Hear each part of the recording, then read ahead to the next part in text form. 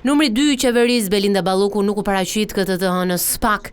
Shkak është bërë pjesëmarrja e saj në takimin e përvitshëm të nivelit të lartë të ministrave të energjisë e Europës qendrore dhe juglindore, drejtuar nga komisioneri Dan Jorgensen në Bukuresht.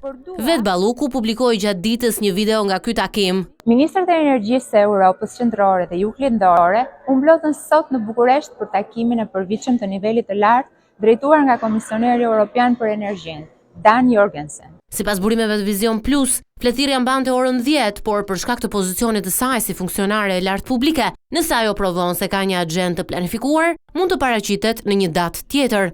Tashmë SPAK-u do të duhet që të nisë një fletëthirje të dytë ministres së infrastrukturës dhe energjetikës. Institucioni i posaçëm i akuzës që përfaqësohet në këtë hetim nga prokurori Dritan Prençi mund të nisë deri në 3 herë fletëthirjen deputetes, ndërsa më pas do duhet aktivizuar rruga e kuvendit.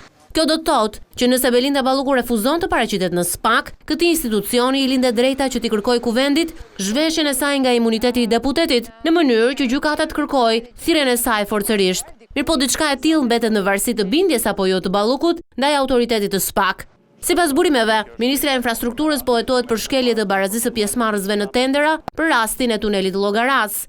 Neni 258 i kodit penal që parashikon shkeljen e barazisë së pjesëmarrësve në tendera apo ankande publike, thot, kryerja nga personi i ngarkuar me funksione shtetërore apo në shërbim publik i veprimeve në kundërshtim me ligjet që kontrollojnë lirinë e pjesëmarrjes dhe barazinë e shtetasve në tendera dhe ankande publike për të krijuar avantazhe ose privilegje të padrejta për të tretët, dënohet me burgim gjerë në 3 vjet. Në 15 maj të vitit të kaluar, Balluku ishte në SPAK dhe dëshmoi për më shumë se 3 orë, ndërsa tha jashtë dyerve të prokurorisë se u pyet për inceneratorin e Tiranës.